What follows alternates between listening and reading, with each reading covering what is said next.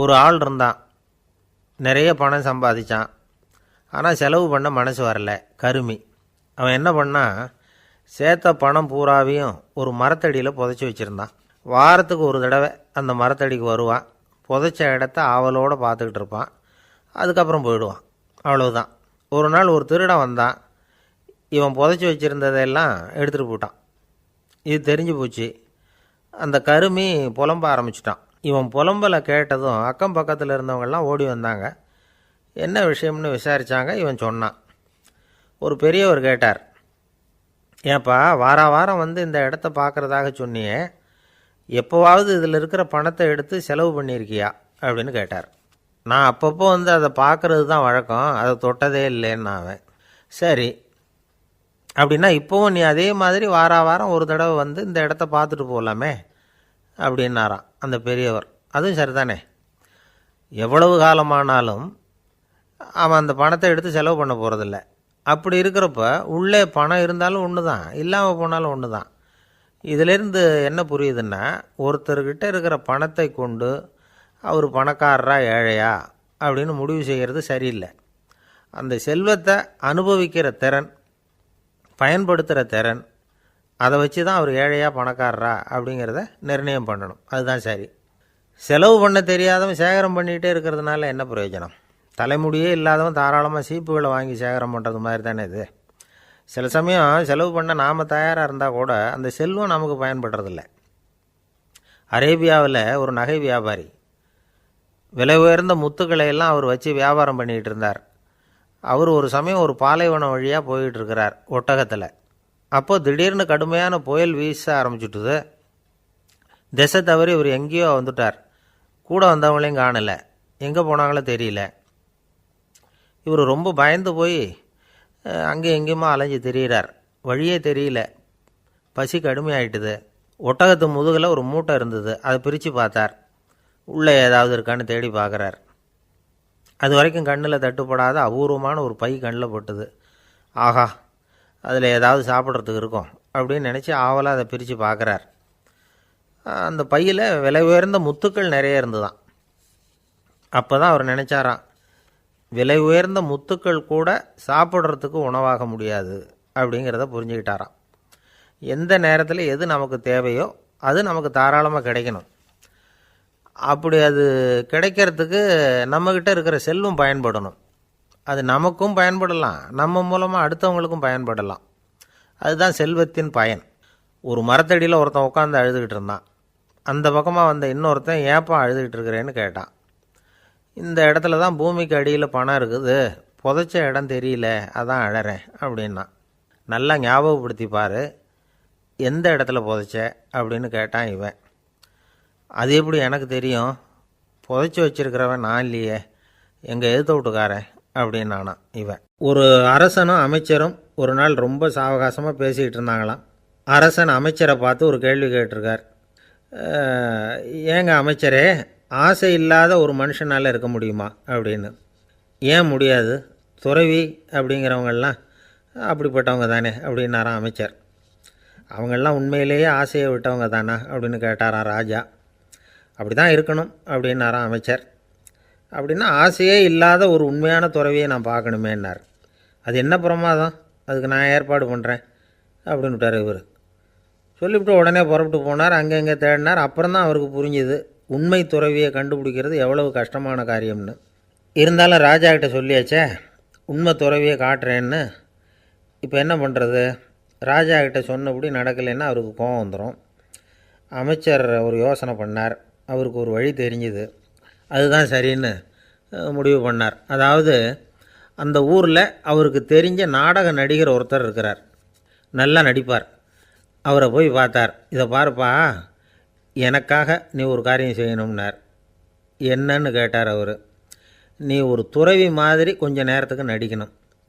ராஜா வந்து உன்னை பார்த்துட்டு போகிற வரைக்கும் நடி, அது போதும். அதுக்காக உனக்கு 10,000 ரூபா தரேன் அப்படின்னார். அவர் எந்த காலத்தில் இவ்வளவு பணத்தை மொத்தமாக பார்த்துருக்கார். அதனால் உடனே சரின்னு ஒத்துக்கிட்டார். அமைச்சர் வந்து அரண்மனைக்கு திரும்பி வந்தார். என்ன அமைச்சரே, இன்னுமா ஒரு உண்மையான துறவி கிடைக்கலன்னார். உண்மையான துறவி ஒருத்தரை இப்போ தான் கொஞ்ச நேரத்துக்கு முன்னாடி பார்த்து பேசிவிட்டு வர்றேன். அவர் நம்ம ஊருக்கு வெளியில் குளத்தங்கரையில் உள்ள ஒரு ஆலமரத்துக்கு அடியில் உட்காந்துருக்கிறார் அப்படின்னார் இவர். அப்படின்னா உடனே புறப்படுங்க அப்படின்னார் ராஜா. பரிவாரங்களோடு புறப்பட்டார். அங்கே அந்த மரத்தடியில் அந்த ஆள் வேஷம் போட்டுக்கிட்டு துறவி மாதிரி உட்காந்துருக்கிறான். ராஜா நேராக போனார். அந்த துறவி காலில் பொத்துன்னு விழுந்து வணங்கினார். உடனே ராணியும் அவர் காலில் விழுந்தாங்க. அடுத்தபடியாக அமைச்சர் விழுந்தார். அவருக்கு தெரியும் இது நம்ம ஆள் தான்னு. இருந்தாலும் என்ன பண்ணுறது, நேரம். அப்புறம் பரிவாரங்கள்லாம் துறவி காலில் விழுந்து ஆசீர்வாதம் வாங்கிட்டாங்க. ராஜா அப்புறமா தங்கத்தட்டில் பொன்னையும் பொருளையும் வச்சு அந்த துறவிக்கிட்ட ரொம்ப பணிவாக நீட்டுறார். தாங்கள் தயவு பண்ணி இதை ஏற்றுக்கணும் அப்படின்னு வேண்டிக்கிட்டார். அந்த துறவி பற்றில்லாமல் அதை பார்த்தார். எல்லாத்தையும் திறந்துவிட்ட எனக்கு இதெல்லாம் எதுக்காக அப்படின்னு சொல்லி அதை மறுத்துட்டாராம். ஆஹா, உண்மையான துறவியை பார்த்துட்டோம் அப்படிங்கிற ஆனந்தம் அரசருக்கு. ரொம்ப நிம்மதியாக திருப்தியாக திரும்பி வந்தார் அரண்மனைக்கு. அதுக்கப்புறம் அமைச்சர் யாருக்கும் தெரியாமல் அந்த துறவிகிட்ட ஓடினார். சொன்ன பிரகாரம் பணத்தை நீட்டினார். இந்தாப்பா, நான் உங்ககிட்ட சொன்னபடி 10,000 ரூபா பணம் எடுத்துக்கோ அப்படின்னார். அந்த ஆள் ராஜா கிட்ட சொன்னது மாதிரியே எல்லாத்தையும் திறந்துவிட்ட எனக்கு இதெல்லாம் எதுக்காக வேணாம் அப்படின்னு விட்டாரான். நடித்த வரைக்கும் போதும்ப்பா, இனிமேல் இந்த நாடக வசனம்லாம் வேணாம், வேஷத்தை கலைச்சிரு, பணத்தை வாங்கிக்கோன்னார். இல்லைங்க, இது வேஷம் இல்லை, இது வசனமும் இல்லை, இது உண்மை. கொஞ்ச நேரம் துறவி மாதிரி நடித்ததுக்கே இந்த தேசத்து ராஜா, ராணி, அமைச்சர், பரிவாரங்கள் எல்லாம் என் காலில் விழுந்து வணங்குறாங்க. அப்படின்னா உண்மையான துறவியாக இருக்கிறது எவ்வளவு பெருமையான விஷயம். நான் உண்மையான துறவியாக ஆக போகிறேன், அப்படி முடிவும் பண்ணிட்டேன் அப்படின்னார் அந்த நடிகர். வேஷம் கூட எப்படிப்பட்ட விளைவுகளை உண்டு பண்ணுது பார்த்தீங்களா. நம்மால் ஒருத்தன் ரொம்ப வசதியாக தான் இருந்தான். ஒரு நாள் அவன் சொத்து பூரா திருட்டு போயிட்டுது. அதுக்கப்புறம் இவன் துறவி மாதிரி ஆகிட்டான். ஊர் ஊராக சுற்றினான். ஒரு குருநாதரை தேடி கண்டுபிடிச்சான். அவர்கிட்ட சீடனாக சேர்ந்துக்கிட்டான். அவனை பார்த்து ஒருத்தர் கேட்டார், நீ உண்மையான சீடன் தானான்னு. இல்லைங்க, சீடன் மாதிரி நடிச்சுக்கிட்டு இருக்கிறேன் அப்படின்னா. அது குரு துரோகம் இல்லையா அப்படின்னு கேட்டார் அவர். இல்லைங்க, நான் பண்ணது குரு துரோகம் இல்லை, என் குரு பண்ணது தான் துரோகம். என்னுடைய பணத்தை கொள்ளையடித்தது இவர் தான். அதை எங்கே வச்சுருக்காருன்னு கண்டுபிடிக்கிறதுக்காக தான் இவர்கிட்ட வந்து சீடனாக சேர்ந்துருக்கிறேன் அப்படின்னா. ஒரு சின்ன பையன் வந்தான். அவனை பார்த்து ஒரு கேள்வி கேட்டோம். ஏன்ப்பா, உங்கள் வீட்டில் அம்மா புத்திசாலியா அப்பா புத்திசாலியா அப்படின்னு. அவன் அலட்சியமாக நம்மளை பார்த்து சிரிக்கிறான். என்ன சார் இது, இந்த காலத்தில் இது கூட தெரியாமல் இருக்கிறீங்களே அப்படிங்கிறான்.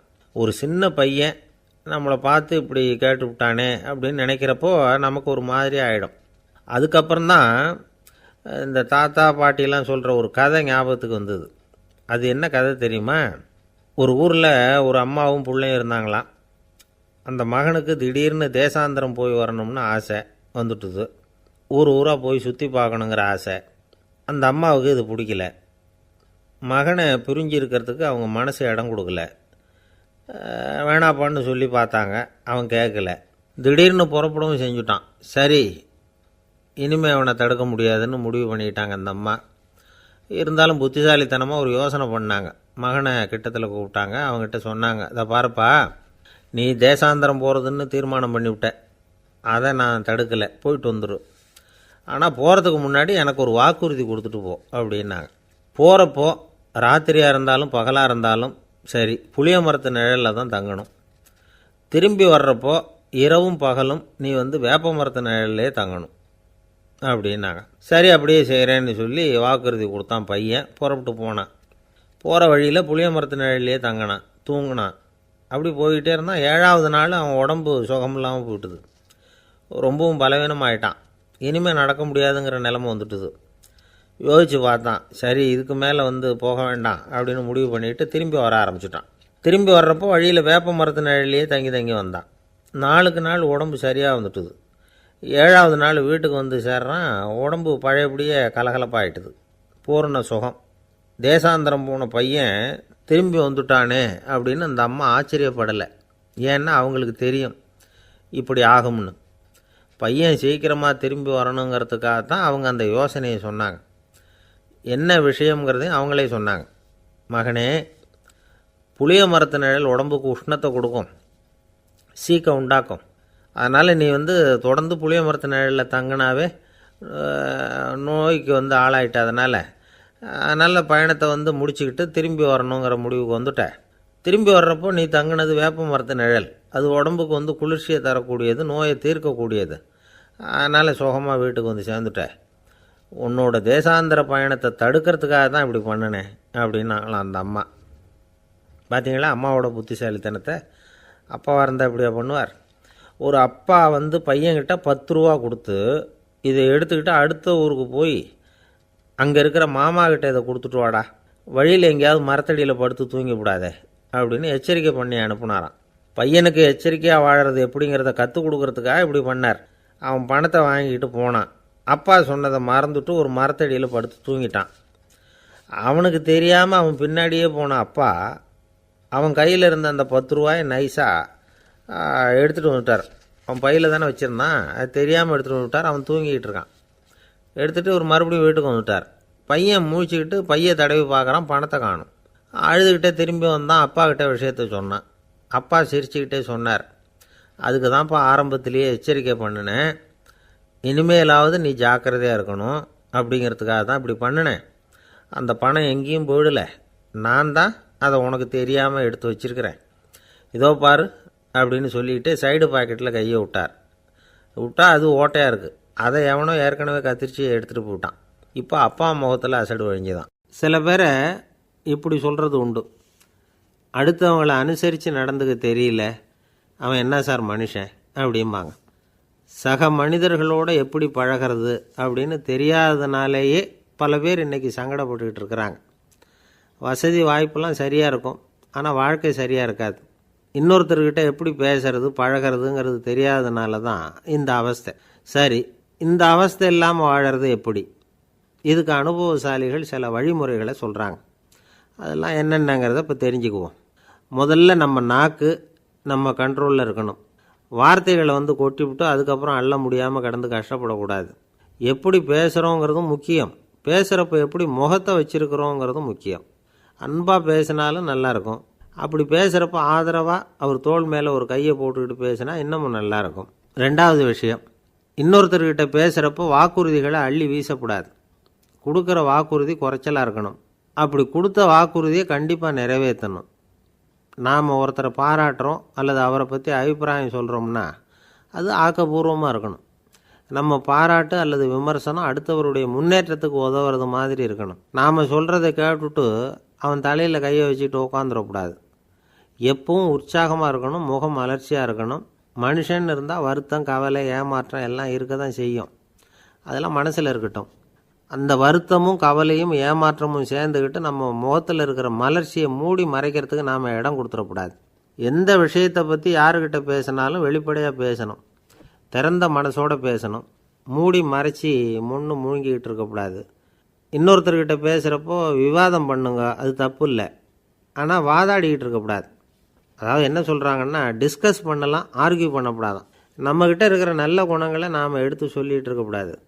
அந்த நல்ல குணங்களே நம்மளை பற்றி எடுத்து சொல்லணும், அது மாதிரி நடந்துக்கணும். அதே மாதிரி அடுத்தவங்க கிட்ட உள்ள கெட்ட குணங்களை பற்றி அவசியம் இல்லாமல் நாம் பேச வேண்டியதில்லை.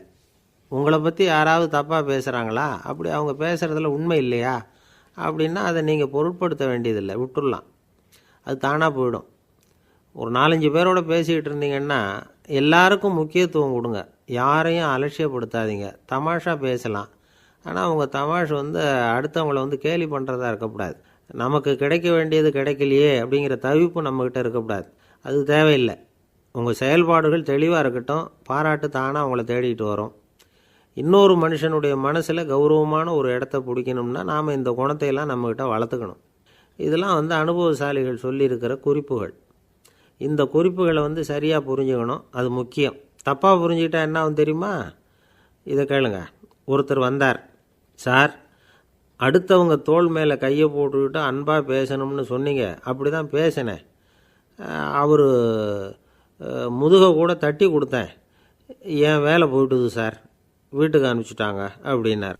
யாருக்கிட்ட அப்படி பேசுனீங்கன்னு கேட்டோம்.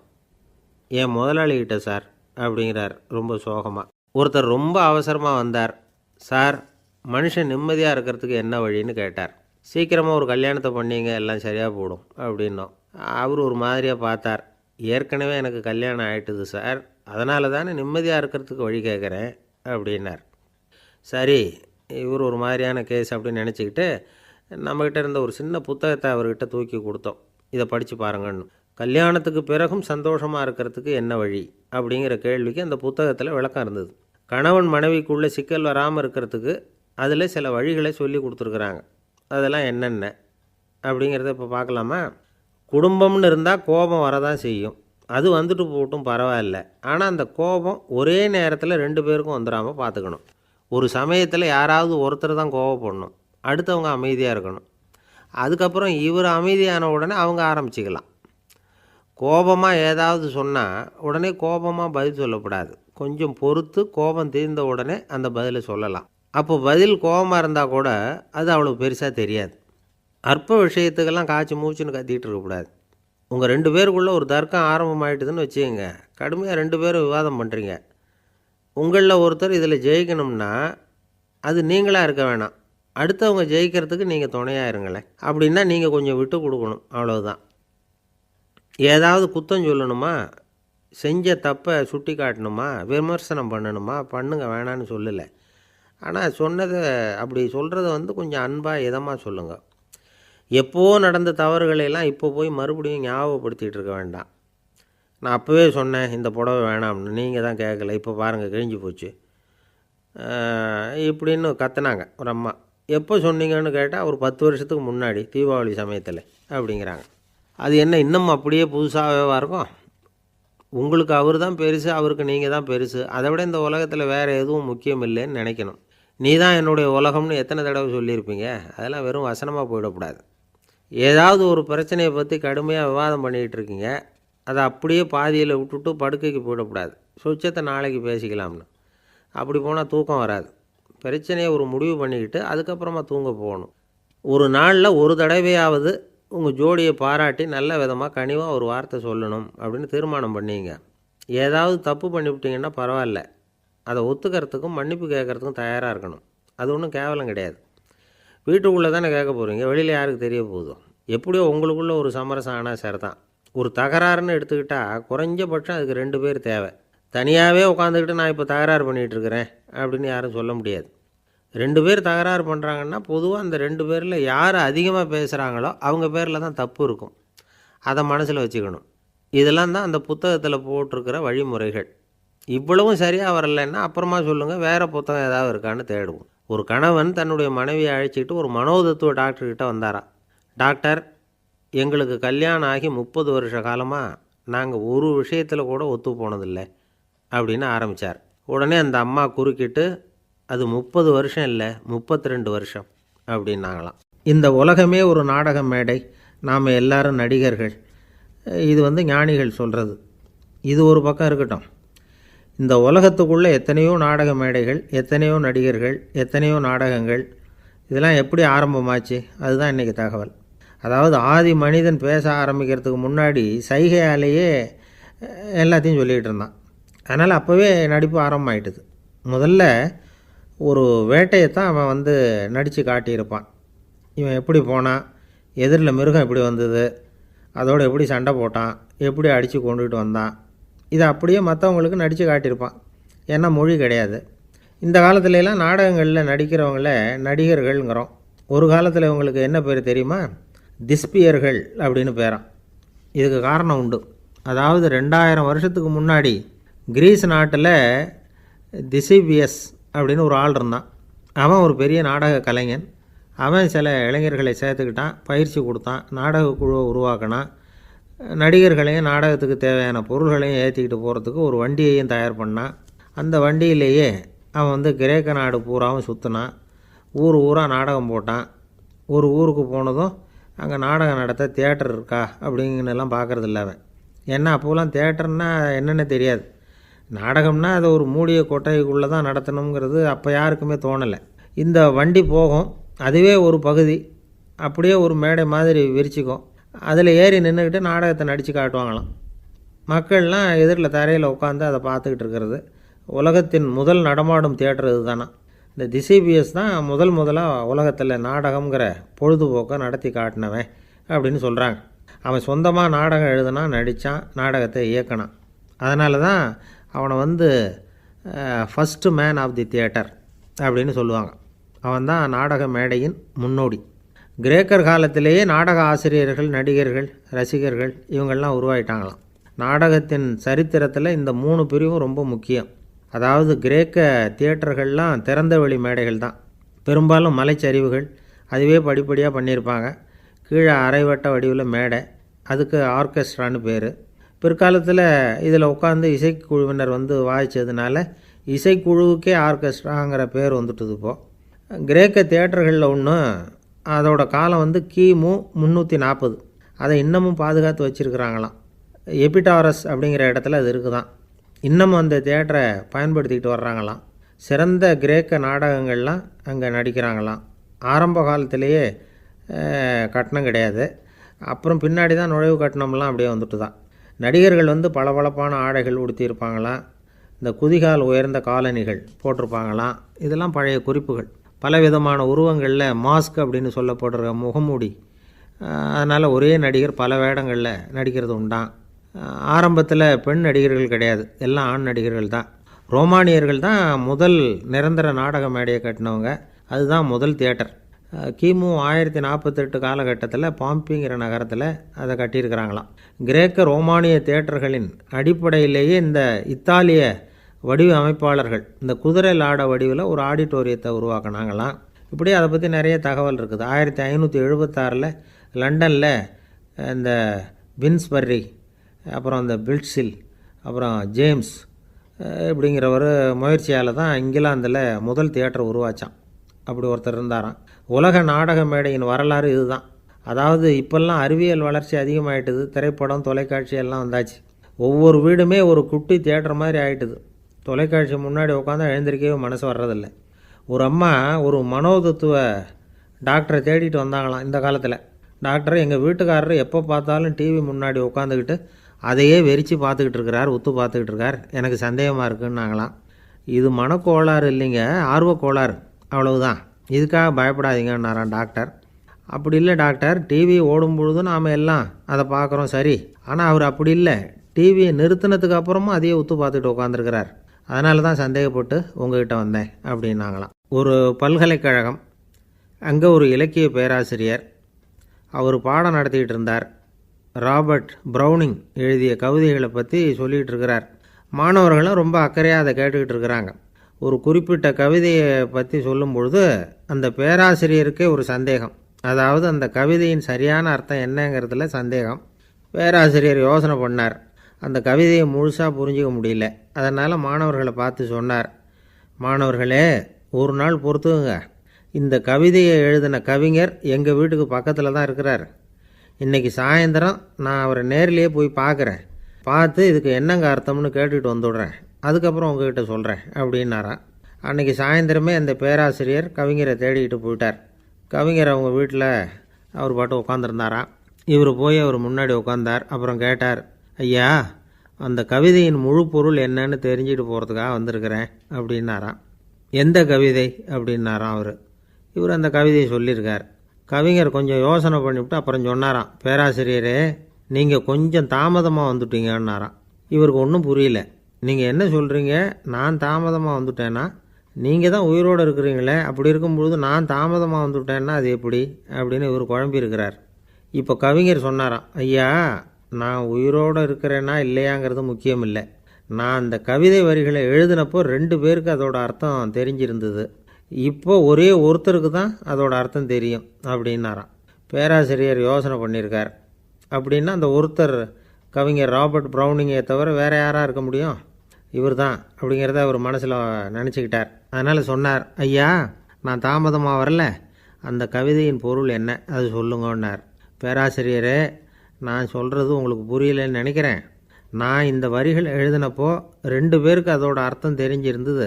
அந்த 2 பேர் யாருன்னா, ஒருத்தர் ராபர்ட் ப்ரௌனிங், அதாவது நான், இன்னொருத்தர் கடவுள். இப்போ அது கடவுளுக்கு மட்டும்தான் தெரியும்.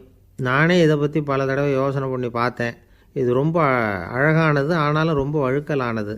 அதை பிடிச்சிட்டோம்னு நினச்சிக்கிட்டு இருக்கும் பொழுதே காற்று மாதிரி அது உங்ககிட்ட இருந்து ஓடி போயிடுது.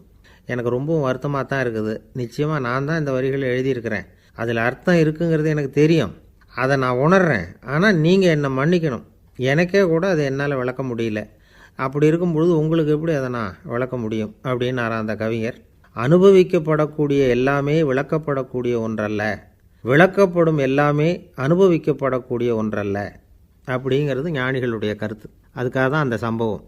வாழ்க்கையில் நீங்கள் தொடர்ந்து ஆய்வு செய்து கொண்டே இருக்கக்கூடிய விளக்கங்களை ஒருபோதும் அடைய முடியாத பரிமாணங்கள் இருக்கிறதுனால தான் அது அலுப்பு தட்டாமல் இருக்குது.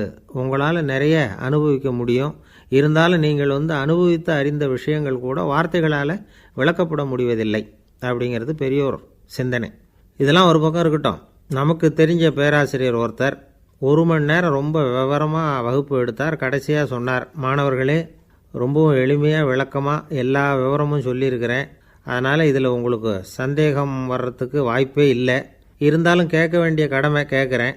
இது வரைக்கும் நடத்தினதில் யாருக்காவது ஏதாவது சந்தேகம் உண்டா அப்படின்னு கேட்டாராம்.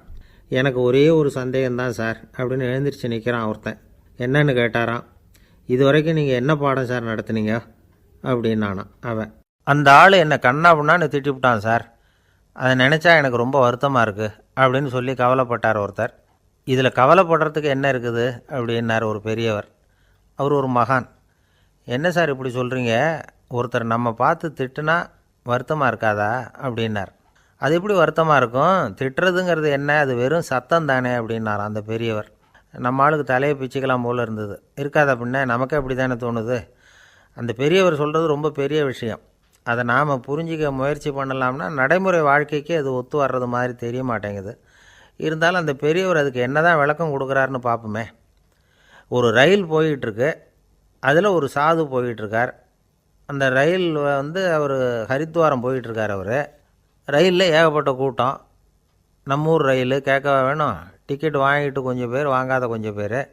அது என்னத்துக்கு அனாவசியமாக டிக்கெட் அப்படிங்கிற நினப்பில் பாதி பேர். இந்த கூட்டத்துக்கு மத்தியில் அந்த சாதுவும் போயிட்டுருக்கிறார். உட்கார்றதுக்காக இருந்த இடத்துல ஒரு ஆள் படுத்துருக்கிறான்.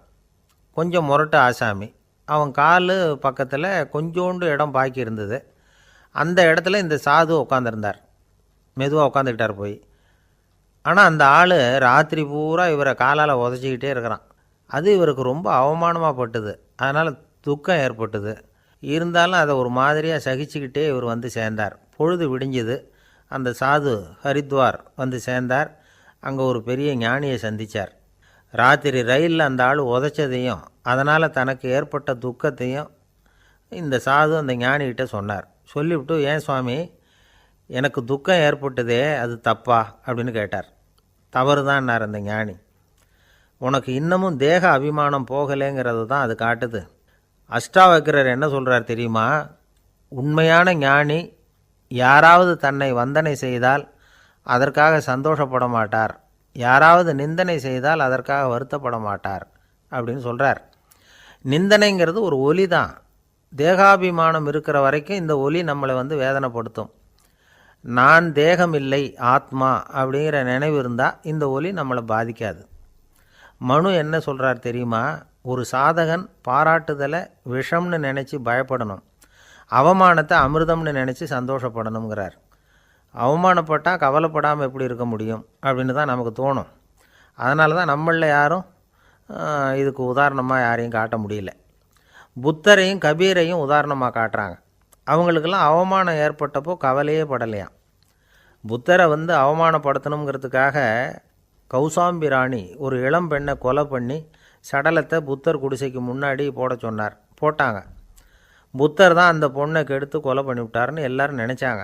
ஆனால் புத்தர் இதை பற்றி கவலையே படலை. அப்புறமா உண்மை தெரிஞ்சதும் புத்தர் புகழ் இன்னும் அதிகமாகிட்டுது. ஒரு பெரிய சபையில் ஒரு மோசமான பொண்ணு நுழைஞ்சி தனக்கும் கபீருக்கும் சம்பந்தம் உண்டுன்னு சொன்னான். கபீர் கவலைப்படலை. அவங்க மாதிரியெல்லாம் நாமளும் இருக்க கற்றுக்கணும். நிந்தனை, அபகீர்த்தி, அவமானம் எல்லாம் ஆண்டவன் கொடுக்குற பிரசாதம்னு நினைக்கணும் அப்படின்னு சொல்கிறார் அந்த ஞானி. இதை கேட்ட இந்த காலத்து ஆசாமி ஒருத்தர், நான் கூட அப்படி தான் சார், யாராவது அவமானப்படுத்தினா கவலைப்பட மாட்டேன்.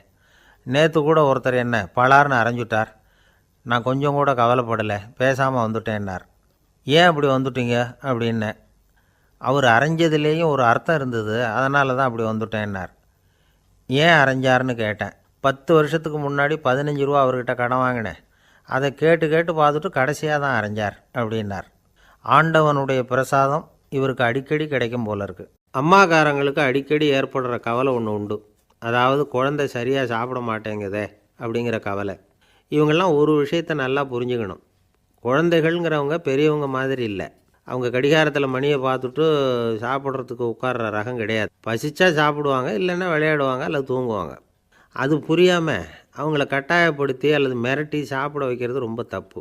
ஒரு 8 மாத குழந்தைக்கு 3 மணி நேரத்துக்கு ஒரு தடவை பசிக்கும்.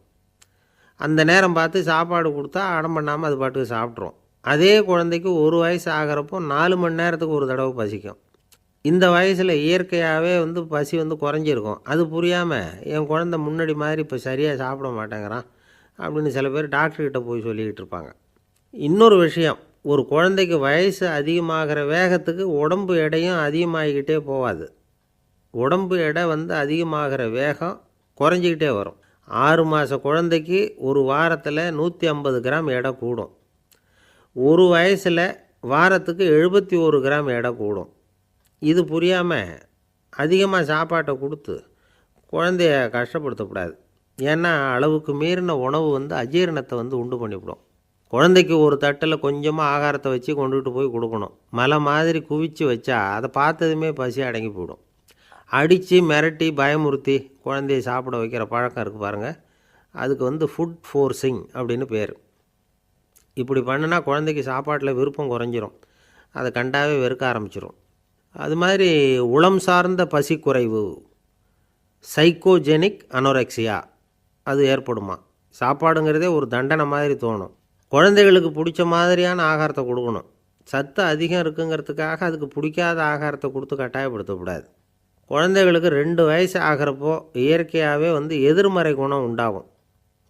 அதாவது அந்த எதிர்மறையாக பேசுகிறது. இது மாதிரி சமயங்களில் நாம் என்ன சொல்கிறோமோ அதுக்கு நேர்மாறாக நடந்துக்கும்.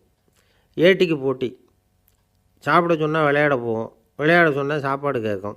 இதை புரிஞ்சுக்கிட்டு நடந்துக்கணும். குழந்தை சொன்ன பேச்சை கேட்கலேன்னு கோவப்படக்கூடாது. குழந்தை வளர வளர பிடிவாத குணம் வர்றது சகஜம். கேட்டதை வாங்கி கொடுத்தா தான் சாப்பிடுவேன் அப்படின்னு பிடிவாதம் பண்ணும். வாங்கி கொடுத்துடுறது தான் உத்தமம். நீங்களும் அதுக்கிட்ட பிடிவாதம் பண்ணிகிட்டு இருக்கக்கூடாது. ஏன்னா கேட்டது கிடைக்கலையேங்கிற ஏமாற்றம் கூட குழந்தையோட பசியை குறைச்சிரும். கேட்டது கிடைச்சிட்டா பசி அதிகமாகும். கொடுத்ததை மலமலன்னு சாப்பிட்றோம். குழந்தைகளுக்கு கண்ட கண்ட நேரத்தில் சாப்பிட்றதுக்கு எதையாவது வாங்கி கொடுத்துக்கிட்டு இருந்தால் சாப்பாட்டு நேரத்தில் சாப்பிடாமல் அடம் பண்ண ஆரம்பிச்சிடும். பள்ளிக்கூடம் போகிற பிள்ளைங்க காலை உணவை சரியாக சாப்பிட மாட்டாங்க. அச்சம், அவசரம், பரபரப்பு இதெல்லாம் தான் காரணம். பள்ளிக்கு புறப்படுறதுக்கு ஒரு 3/4 மணி நேரத்துக்கு முன்னாடியே சாப்பாடு போட்டுருங்க, அது சரியாக போடும். படிக்கிற குழந்தைகள் உடல் சோர்வு, மனச்சோர்வு இது காரணமாக கூட சாப்பிட மறுக்கிறது உண்டு. இப்போ உதாரணமாக சாயந்தரம் விளையாடி விட்டு வீட்டுக்கு வந்ததும் சாப்பிட சொன்னால் வேணாம்பாங்க. இது உடல் சோர்வு. ரொம்ப நேரம் வீட்டு பாடங்களை செஞ்சு முடித்த கையோடு சாப்பிட சொன்னாலும் அவங்களால சரியாக சாப்பிட முடியாது. இது உளச்சோர்வு, அதாவது மனச்சோர்வு. இதை தவிர குழந்தைகளுக்கு உடல் நலக்குறைவு ஏற்பட்டால் கூட சாப்பிட மறுக்கிறது உண்டு. சில மருந்து மாத்திரைகள் கூட பசியை குறைச்சிரும். அதனால் சரியாக தெரிஞ்சுக்கிட்டு குழந்தைகளை சாப்பிட வைக்கணும். அது புரியாமல் கையில் சாப்பாட்டு தட்டை வச்சுக்கிட்டு குழந்தைகளை விரட்டிக்கிட்டு அலையக்கூடாது. ஒரு சின்ன பையன் சொன்னான், எங்கள் அம்மா சாப்பாடு போடுறது